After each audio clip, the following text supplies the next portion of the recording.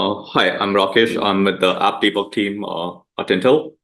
I'm here to talk about debugging SYCL on Intel GPUs with Visual Studio for Windows and VS Code for Linux. So in an ideal world, when you have a use case or a real world problem, you will write, which you want to solve with a SYCL application, you will write the application, you'll compile it, you'll run it, and there are no issues. Everything works fine, but that doesn't happen every single time, does it? So you have to debug and find why at times the application is failing or something like that. But debugging SYCL applications, especially on heterogeneous architectures such as CPUs and GPUs, can be inherently complex. We try to make this easier when you're using Intel GPUs, at least to start with Intel distribution for GDB. Intel distribution for GDB is essentially a downstream debugger based on GNU GDB 15.2. We also, whenever we are providing some enhancements, we make sure that we contribute to the open source community by submitting patches to the upstream GDB as well. So yeah, Intel distribution for GDB provides efficient debugging solution for parallel and multi-threaded applications developed in SYCL. It also supports debugging on OpenMP, C++, and Fortran. We leverage the existing Visual Studio for Windows interface and VS Code editor on Linux to make sure that people who are familiar with a rich UI debugging experience know what is currently there, and we provide debugging support additionally on GPUs. It allows source level debugging of programs running on CPUs and GPUs.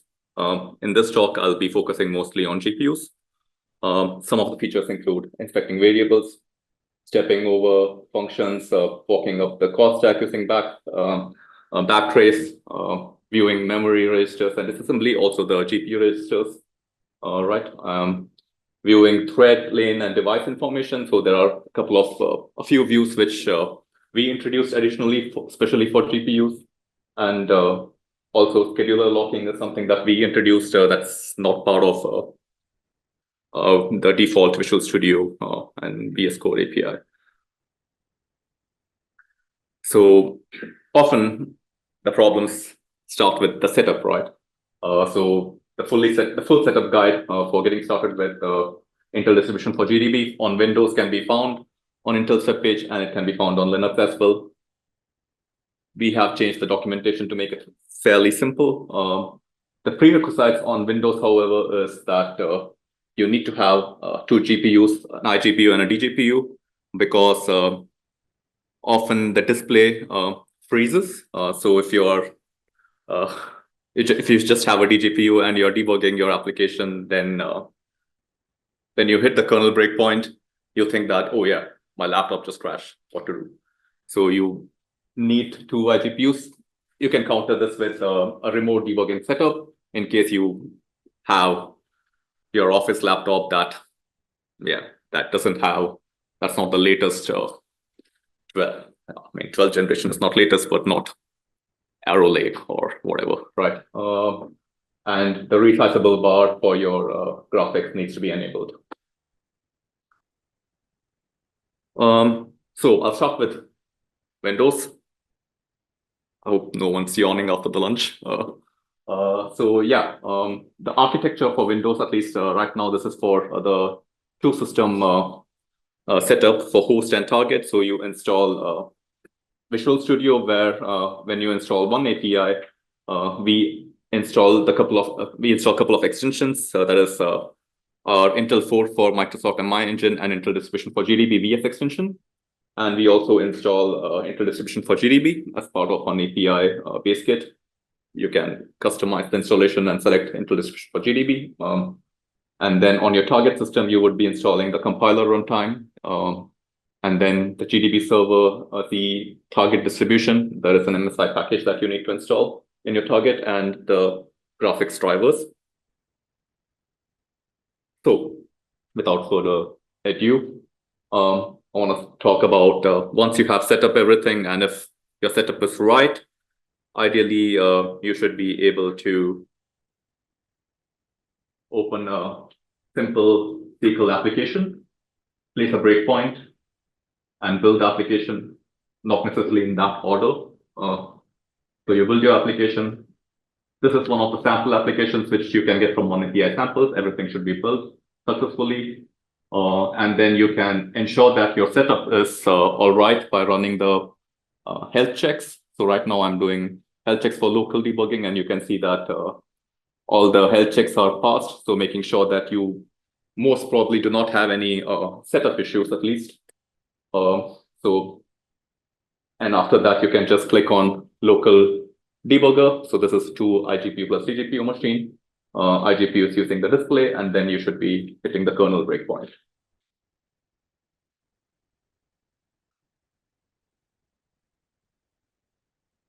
Okay. So now I want to talk about the debug features, the features we introduced, the features once you have hit inside the kernel breakpoint, which I explained previously. This is remote debugging. So you have hit the kernel breakpoint, and then you open one API GPU threads. So now you view the vectorization of data inside this view. You can see the hardware threads with SIMD lanes, that are executed log steps. You can see the thread information, the SIMD lane information, the device information, which device you're using, essentially the current SIMD lane, if it is active or inactive. Yeah, you can switch to a different lane, and you can see that the autos, the variable currently in this scope have changed. And then you can always switch to another hardware thread as well. So the active SIMD lane would be selected, and you can view your variables. Yep. Then I'm placing a breakpoint on another line and removing the breakpoint, and I'm continuing my application. And what is happening right now is my threads. So all my hardware threads are running, and then it should be stopping in a different location. And now here you see some of the SIMD lanes being active and some of them inactive. The color scheme can be identified by clicking on the information button, which tells you that which SIMD lanes actually meet the breakpoint condition, and which of them are active and which are inactive. So this is an if-else loop. You can also, inside the GPU thread view, you can group by, you can perform group by, so you can see which are your work groups and how your work groups have different hardware threads. You can also group by a device, where you then have a hierarchy of device and then work group. You can also search or filter for any particular hardware thread of your interest. Yep, and yeah, and you can see the location. So I'm continuing my application to see that right now, whichever the threads are active and inactive, that changes, and now all my threads should be active. Now I'm opening my one API SMD parallel lane watch. I have a couple of variables added there already. So I'm viewing my result and accessor, which I can expand and view the values for all the lanes at once, so that I don't really have to switch to a different lane and watch inside the locals or autos views what could be the value for this lane. I could also add another variable and see my values for all the available lanes. That's why I chose this particular location as well, because you have all lanes. If lanes weren't there, it would not show the value.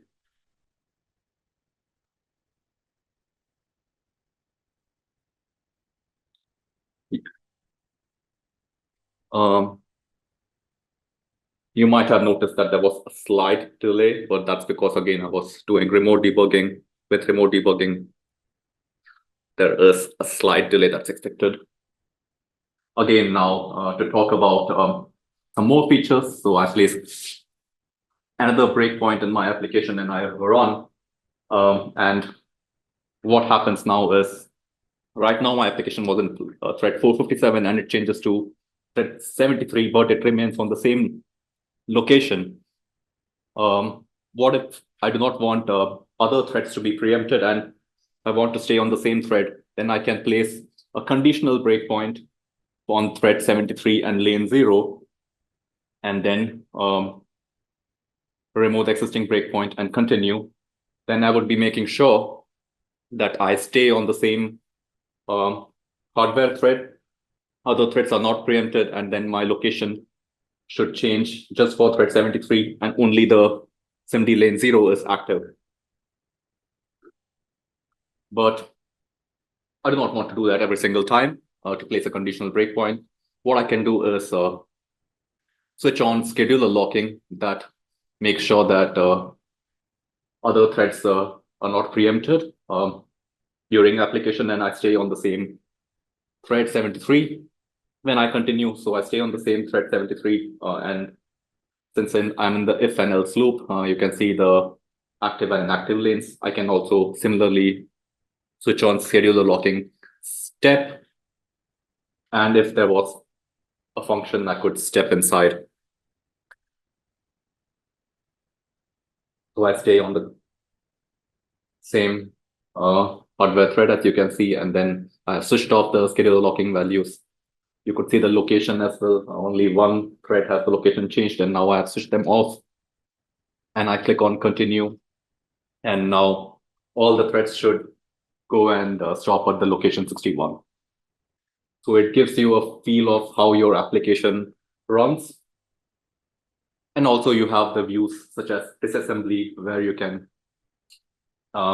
view the disassembly code, and then you have registers views. So here I have the GRF registers showing up for the GPU code, and then I can select my another register type. I can select ARF registers and view the register values as well. And then also we have memory view with Visual Studio, and I can essentially see the memory view. And if I wanted to inspect a particular memory, so I have a address of element variable, and I'm looking at the memory of element right now. So that's also something that's is a neat feature, I believe.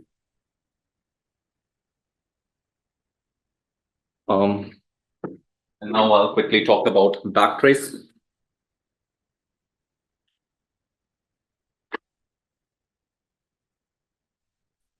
So it's the same example, but I've just stripped out some logic and placed it in two different functions for the sake of it. And this is a local debugging example, so I'm hoping that my debugging is faster. So I continue my application, and then I've already hit another thread on the same location. Continue again, it's a different hardware thread. I am at thread number 897. I switch scheduler locking on, and then I continue my application, and then I stay. Only my thread 897 is in a different location, 71. And I continue, and I'm inside the process element function, and my hardware thread stays the same.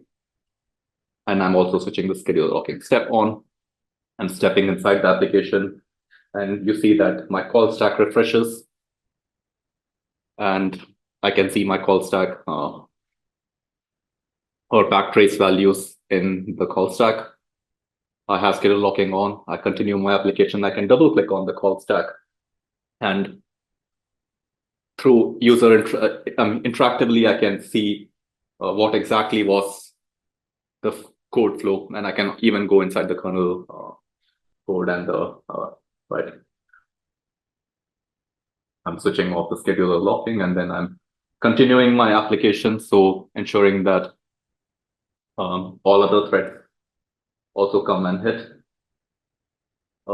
like take control and hit the line 69, but my other thread, the schedule locking, is still stopped at 27, and I can always click on the SIMD lane, go back and view the call stack. So this information is preserved. So yeah, you might say, hey, Rakesh, this is a SYCL conference. We stopped using Windows when we were 12, something. For those of you, yes, we do have support in Linux as well. So essentially in Linux, you do not need really two machines. I'm using two machines for remoting essentially, but you can have it in your same machine as well. You install one API, which provides you interdistribution for GDB. You extract GDB server, install Arc graphics driver, and then you have to install the C++ extension if you want to debug DP C++ code or SYCL application. And then you have to install the GDB VS Code extension from the VS Code marketplace. And yeah, in this case, I'm just using a remote SSH.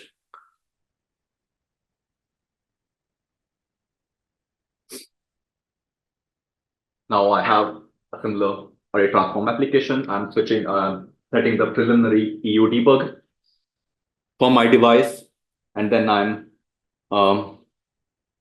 using ICPX to build my array transform application. It builds in an output folder. In my launch JSON, I specify this file. The environment variables are also set, which is in the guide, and then I'm targeting level 00, which is the GPU I want to target, which in this case I think is A4050 Pro. And then I go back to my application. I have to source this. You can do this with the environment configurator. You don't have to do it every single time. And then I run SYCL ls to make sure that everything is in place. I place a breakpoint and I run my application, and it should come and hit my kernel breakpoint. So should be pretty straightforward.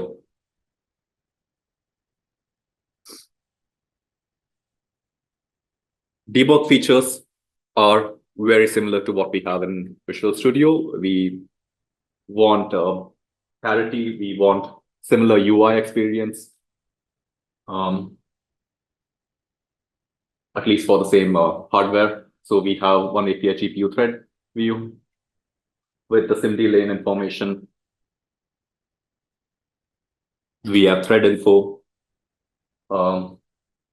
selected lane information with execution mark, work item, global ID, work item, local ID, the state of the lane right now. So it's an active lane that's meeting the breakpoint condition, and the hardware info.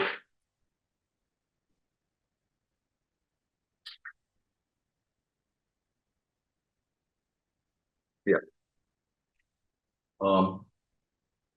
And the vendor ID X8086.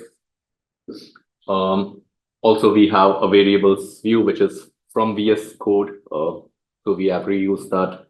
And similar to my examples for Windows, when I select a different SIMD lane, you can watch the locals changing.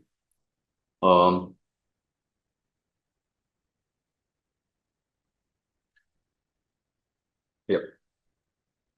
And also you can place a breakpoint on a different line of code and continue.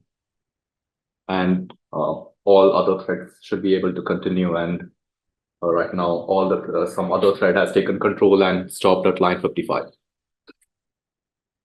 We have some variable watch view as well, similar to what I showed in Windows. I have some variables, and then you can watch the variable values for all the lanes. Yeah, I can expand my accessor, view the values. So this is pretty much similar.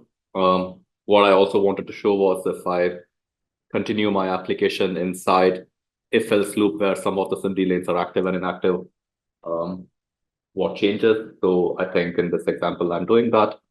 So if I continue, you would see that the inactive lanes no longer show the variable values, and you see the variable values for the active lanes.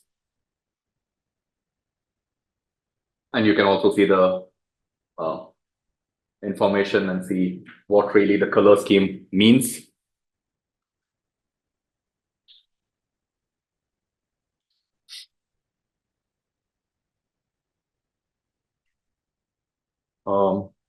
Yeah, just scrolling to see if I have information for all the lanes.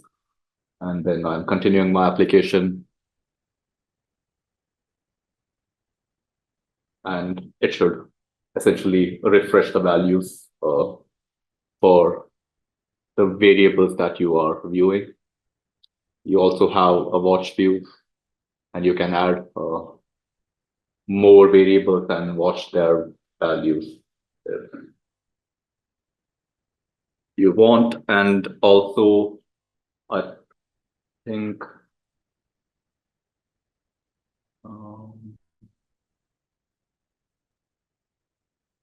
and we have the registers as well inside the variables. So this is VS Code view, so we did not have so much control to change. We could not introduce a new window, but yeah, you can see the GPU registers, and this is collapsible at least, and then you can view it, the GRF or the ARF registers.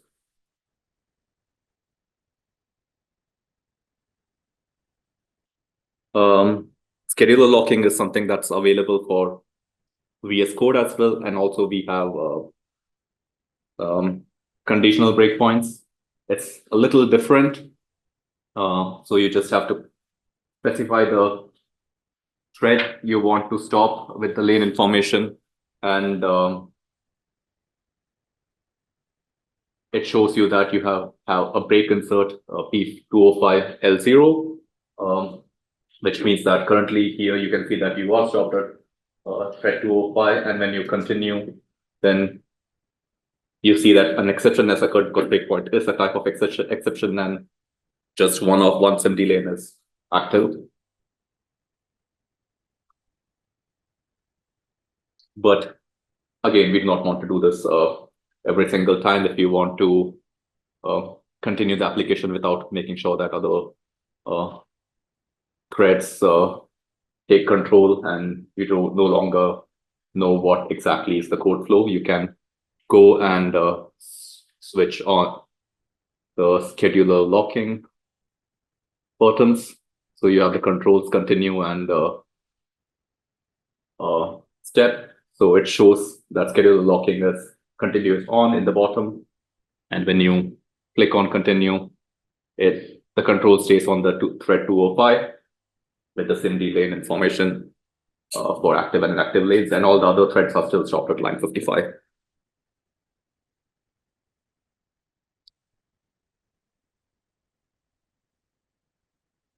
Similarly, you can do the same thing with schedule locking step, and then you should be staying on the same thread.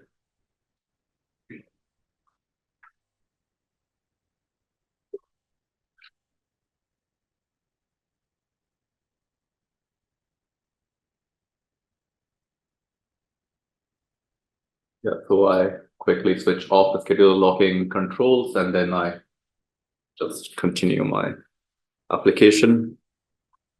Now, also, in addition to schedule locking, we have watch in the watch view. If you specify, if you go and add another address element or address variable, you should be able to see the address of the element, and you can click on the view binary data, which will install a Microsoft text editor, and you can view the memory. So this is something, a feature provided by VS Code, which is quite need. So yeah, you can view what the view inside the memory information. I'm doing that for another variable, and then you can always look at the decoded text and yeah, inspect the variable values as well.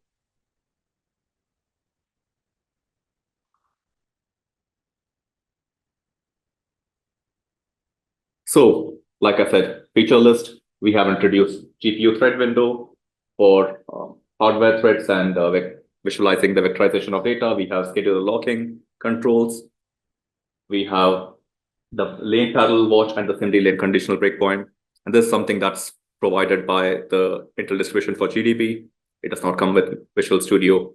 Also related to the GUI debuggers, right? So UI tools. There is NVIDIA Insight for debugging CUDA applications. Linaro Forge uses Intel distribution for GDB and Linaro DDT. So it's very similar to our, it uses Intel distribution for GDB in the background. And the GUI client is located, can be located on Linux, Windows, or Mac. But the debug engine runs just on Linux.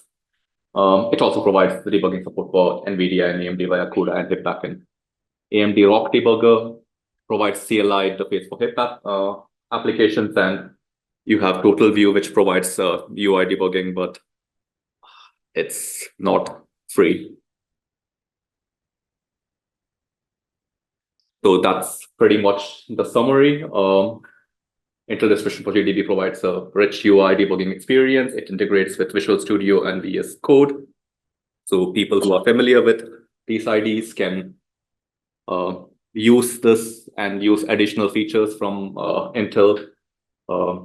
And yeah, these are the additional features we provide, and more information for related to this can be found in the One API documentation. Thank you.